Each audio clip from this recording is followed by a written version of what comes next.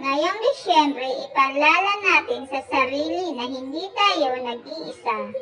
Sa bawat pagod, pag-aalala at pagsubok na dinaanan mo ngayong taon.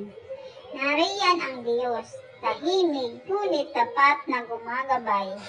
Magtiwala ka sa Kanya. Kung may mga pangarap na hindi natupad, alalahanin na may mabuting plano ang Diyos sa tamang oras. Kung may mga pagkakamali, yakapin sila bilang aral, hindi bilang hadlang. Ngayong huling buwan ng taon, piliin ang pananampalataya kaysa sa takot, pasasalamat kaysa sa reklamo, at pag-asa kaysa sa panghihina. Iaalay mo sa Diyos ang lahat, ang sakit, saya at mga pangarap mo. Hayaan siya maging lakas mo hanggang bagong simula ng darating na taon.